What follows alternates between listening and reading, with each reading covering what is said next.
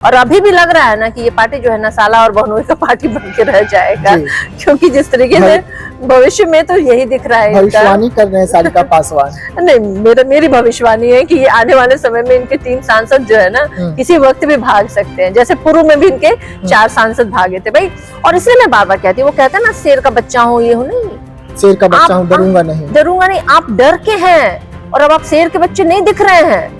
ये बिहार बदलाव चाहती है और बिहार में तेजस्वी सरकार चाहती है। माई और बहनों का भरोसा उम्मीद अगर किसी पे है तो वो तेजस्वी यादव पे है। और वो कह रही हैं कि तेजस्वी बेटा तुम आगे बढ़ो, तेजस्वी भाई तुम आगे बढ़ो, हम तुम्हारे साथ हैं। तो इस बार बिहार की आधी आबादी ये तय की है कि बिहार में तेजस्वी जी की सरकार बनेगी। नमस्कार, मैं विकास सिंह। देखिए, बिहार की राजनीति गर्म हो गई है। गर्म चिराग पासवान के पार्टी के प्रवक्ता यानी कि राष्ट्रीय प्रवक्ता ने एक निजी चैनल को इंटरव्यू देते समय उन्होंने कहा कि जिसकी संख्या विधायकों की ज्यादा रहेगी सीएम बिहार में उसी का बनेगा। वैसे में जो लगातार खबरें निकलकर सामने आ रही थी कि बीजेपी नीतीश कुमार की पार्टी किसी भी वक्त तोड़ सकती है, क्योंकि नीतीश कुमार के सांसद बीजेपी के संपर्क में है, तो अब सवाल उठ रहा है कि क्या राजद से हटकर नीतीश कुमार ने बड़ी गलती कर दी और उस गलती का खामियाजा अब नीतीश कुमार को उठानी पड़ेगी। तो इन तमाम मुद्दों पर हम बात करेंगे और बात करने के लिए इस वक्त हमारे साथ में राजद की प्रवक्ता सारिका पासवान जी है।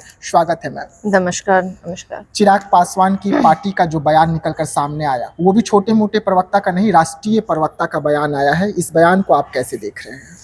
देखिए, जो बयान उन्होंने दिया है, मुझे लगता है कि स्वघोषित राम के स्वघोषित हनुमान को अपने आका से ये बात करनी चाहिए और कहना चाहिए कि बिहार में सबसे ज्यादा विधायक जो है वो भाजपा के हैं। तो फिर क्यों भाई मुख्यमंत्री जी की चरण वंदना हम लोग कर रहे हैं? अब तो उनको भी चरण वंदना दिन भर करना पड़ रहा है। जब आते हैं तब नीतीश जी के पैर पकड़ लेते हैं वो। कल तक पानी पी पी के उनको गाली दिया करते हैं। लेकिन देखिए, होने वाला नहीं है। ये एक पॉलिटिकल प्रोपेगेंडा है जो भाजपा कर रही है। भाजपा इसके पहले भी चिराग जी का इस्तेमाल जो है ना नीतीश जी को हराने में कर चुकी है। डराने के लिए, हराने और डराने, अभी डराने वाला काम कर रही है, इसके पहले हराने के लिए की है। अच्छा। क्योंकि बिहार में तीसरे नंबर पार्टी बन करके जदयू रह गई। वो किसकी वजह से? यही मिली भगत की वजह से। अब ये डराने के प्रयास में ये अपने राष्ट्रीय प्रवक्ता से बयान दिलवा रहे हैं। और कल को फिर क्या होगा? धीरे धीरे चिराग जी भी आएंगे और बोलना शुरू। लेकिन चिराग जी की स्थिति तो खुद ही बहुत बदतर है। चिराग जी रोज देखिएगा, सुबह खबर छपती है कि चिराग जी के 3 सांसद जो है ना वो भाजपा के संपर्क में है। इसके पहले भी आपने देखा होगा चिराग जी के 4 सांसद जो है वो भाग करके भाजपा में गए और किस तरीके से भाई और भतीजा का पार्टी में 2 भाग में बट गया। स्वर्गीय रामविलास पासवान की पार्टी जो उन्होंने इतने खून और पसीने के साथ सींची थी, वो पार्टी 2 भाग में बट गई। और अभी भी लग रहा है ना कि ये पार्टी जो है ना साला और बहनोई का पार्टी बन के रह जाएगा, क्योंकि जिस तरीके से भविष्य में तो यही दिख रहा है। भविष्यवाणी कर रहे हैं सारिका पासवान। नहीं, मेरी भविष्यवाणी है कि ये आने वाले समय में इनके 3 सांसद जो है ना किसी वक्त भी भाग सकते हैं। जैसे पूर्व में भी इनके 4 सांसद भागे थे भाई। कहते हैं ना, वो तो आदमी, आपने भी परीक्षा में बैठते होंगे तो आप 5 साल पहले की भी प्रश्न पत्र को देख करके आप अंदाजा लगा लेते हैं ना। वही चीजें हैं। और पहले भी हुआ ऐसा और अभी भी आने वाले समय में ये कभी भी हो सकता है। लेकिन बात ये है कि जब आप इससे इत्तेफाक रखते हैं तो फिर क्यों झेल रहे हैं भाई? बिहार में क्यों झेल रहा है? ये बनिए मुख्यमंत्री, बन जाइए, हटाइए नीतीश जी को। लेकिन उतना हिम्मत हमको नहीं लगता इन लोगों में है। और अटल जी का सपना ना कभी भी बिहार में पूरा नहीं हो सकता है, जान लीजिए आप। चिराग पासवान जी मोदी करते हैं, मोदी के हनुमान, मोदी के चरण में वंदना हमेशा करते रहते हैं। थोड़ा सा वो हटे थे, अब बीपीएससी के लिए उन्होंने बोला तो तुरंत ईडी और सीबीआई का छापा पड़ा, उसका चिराग जी खामोश हो गए। तो क्या ये एक बयान, ये फिर जो आया है निकल के, इसके बाद भी बिहार की राजनीति में कुछ छापों का जो सिलसिला है वो बढ़ेगी चिराग पासवान की पार्टी पर?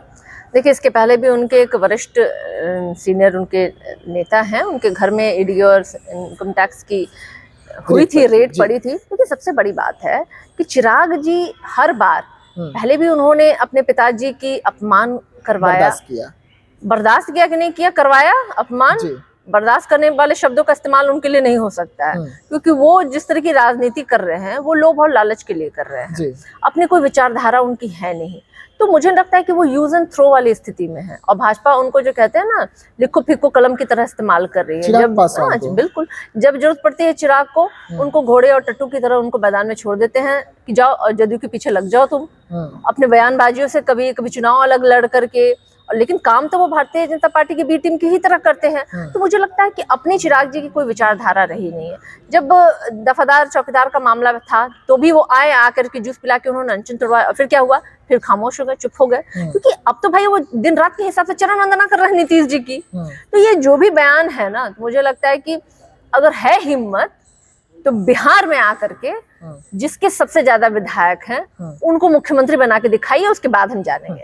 खबरें निकलकर सामने आ रही थी कि नीतीश कुमार के सांसद, नीतीश कुमार के कई विधायक बीजेपी के संपर्क में है। तो क्या बीजेपी जो पहले लालच देती है, आइए हमारे साथ मिलकर सरकार चलाइए, जो महाराष्ट्र में खेला हुआ आप अच्छे से जान रहे हैं, क्या वो खेला 2025 में बिहार में होने की संभावना बन रही है? और यही कारण है कि अब धीरे धीरे चिराग पासवान की पार्टी से शुरुआत हो गई है बयान की कि भाई अगर हमारी संख्या ज्यादा आई तो हम ही बनेंगे, आप तो नहीं बन सकेंगे। नहीं, देखिए ये तो भाजपा के तो खून में है, डीएनए में है, वो हमेशा उसने छलने का काम किया है। देखिए आप किस तरीके से मांझी जी को बुला लिए, एक समय में मांझी जी के लिए उन्होंने बयान दिया था कि जाके जीभ इसकी काट के लाओ, फरमान दिया था इन्होंने, और किस तरीके से चिराग के साथ भी दुर्व्यवहार हुआ। मुझे लगता है कि उससे ज्यादा अपमान किसी का नहीं हो सकता जो चिराग पासवान जी के साथ अपमान किया भाजपा ने। लेकिन बावजूद इसके वो रहते हैं उस तरीके से। देखिए अपने पिता का अपमान, और वो भी स्वर्गीय पिता का अपमान से बड़ा अपमान कोई नहीं हो सकता है। जो चिराग पासवान ने देखा है, करवाया है या किया है, जो भी नाम दे हम, जो भी मजबूरी व्यवस्था उनकी रही हो, मुझे लगता है उससे आगे उनको आने की आवश्यकता है। और आने वाले समय में पुनः चिराग का इस्तेमाल भारतीय जनता पार्टी करेगी, तो अब आपको निर्णय लेना है कि आप इस्तेमाल होने वाले रूप के रूप में हमेशा जाने जाइएगा, या आप उससे इतर हट के अपनी विचारधारा की लड़ाई लड़िएगा। क्योंकि स्वर्गीय रामविलास पासवान की तो ये विचारधारा कभी नहीं रहती जिस तरीके की विचारधारा पे चिराग जी चल रहे हैं। और इसलिए मैं बार बार कहती हूँ, वो कहते हैं ना शेर का बच्चा हूँ, ये हूँ नहीं, शेर का बच्चा हूँ, डरूंगा नहीं, डरूंगा नहीं। आप डर के हैं और अब आप शेर के बच्चे नहीं दिख रहे हैं। अगर आप स्वर्गीय रामविलास पासवान को शेर का दर्जा दे रहे हैं तो वहां पे अब ये समीकरण दिखाई नहीं दे रहा है भाई। यहाँ तो आपकी जो स्थिति है ना वो एक गीदड़ के समान है। तो अब आपको उससे हट करके निकल के अपने रेपुटेशन को बनाना पड़ेगा। आपने अपने रेपुटेशन को बहुत डाउन किया है। आपने चौकीदार का जिक्र किया था, एक सवाल सिर्फ आपसे लूंगा। हुलास पांडे जी का बयान आया कि एनडीए सबका साथ सबका विकास करती है, सबको एक साथ लेके चलती है, तो एक जाति विशेष को क्यों हम मतलब तवज्जुह दे या क्यों हम बनाए रखे? अब इसी के लिए हम सबको लेकर चल रहे हैं। एक जाति विशेष को आप टारगेट भी क्यों करते हैं भाई? दलितों को टारगेट कर, दलित महादलित को किसने बनाया? आपको तो पता है अच्छे से। किसने तोड़ा, किसने फूट डालने की कोशिश की, कौन है जो हकमारी कर रहा है, कौन है जो बार बार प्रहार कर रहा है, और क्यों? अगर ये बराबर साथ की बात करते हैं तो चिराग जी क्यों गए थे जूस पिलाने? चिराग जी को बयान देना चाहिए। आप आज सामने आके बोलिए कि नीतीश जी भाई एकदम सबका विकास करते हैं, भाजपा सबका विकास करती है, 17 साल की सरकार तो बिहार में एनडीए की, और एनडीए का आज हिस्सा है चिराग जी। तो खुल करके आज बोल रहे हैं ताकि उनके समाज के लोगों को भी पता चल जाए कि नहीं इसी में विकास है, कि पासवान जाति का जो एक परंपरागत पद रहा है उसको भी अगर ये लोग छीन ले रहे हैं तो बराबरी का काम ये कर रहे हैं। तो इसका बयान तो मुझे लगता है चिराग जी को देना चाहिए। एक सवाल और रहेगा। पशुपति पारस जी लालू प्रसाद यादव से लगातार मुलाकात कर रहे हैं, अंदर खाने सब कुछ फाइनल हो गई है, पार्टी में आ रहे हैं। नहीं, मुझे इसकी जानकारी नहीं है। और देखिए राजनीतिक पटल पे तो हर कोई किसी ना किसी से कहीं ना कहीं मुलाकात करता है, और मैंने फिर भी आपको बोल रही हूँ कि हमारे शीर्ष नेतृत्व इस बात का निर्णय लेते हैं कौन हमारी पार्टी में गठबंधन करेगा, कौन आएगा, कौन जाएगा। लेकिन हाँ, ये बात जरूर मैं कहूँगी कि ऐसे लोग जो हमारी विचारधारा के साथ अपने आप को खड़े कर सकते हैं, तो वैसे लोगों का तो जरूर है कि हमारी पार्टी स्वागत करती है। आखिरी सवाल रहेगा मैम आपसे।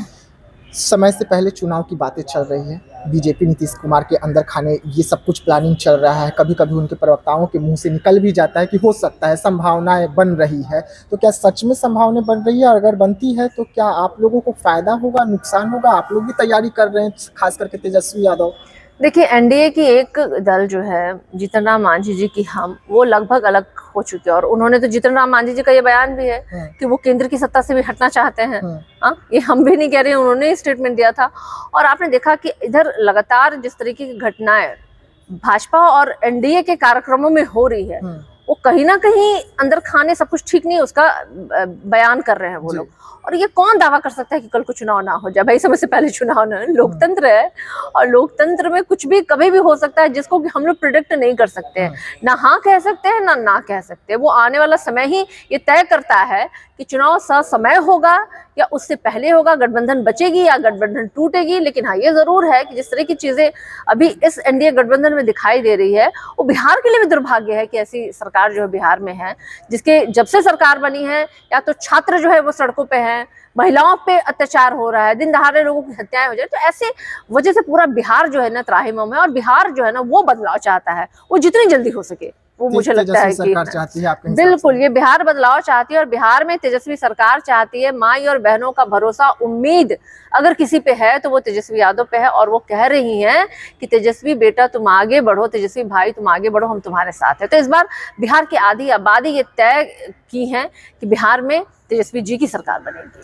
चलिए, सारिका पासवान जी थे, तमाम मुद्दों पर खुलकर जवाब दे रहे थे। बिहार की राजनीति गर्म हो गई है और गर्म करने के पीछे चिराग पासवान के राष्ट्रीय प्रवक्ता का बड़ा बयान रहा। लेकिन वहीं पर अब इन्होंने दावा कर दिया है कि 2025 में जो विधानसभा चुनाव होनी है, उसको लेकर बिहार की जनता तेजस्वी यादव को पसंद कर रही है। कह रही है कि बेटा भाई तुम आगे बढ़ो, हम आपके साथ हैं। तो ऐसे तमाम खबरों के लिए आप रहिएगा हमारे साथ। खबरों का सिलसिला इस प्रकार से जारी रहेगा। धन्यवाद।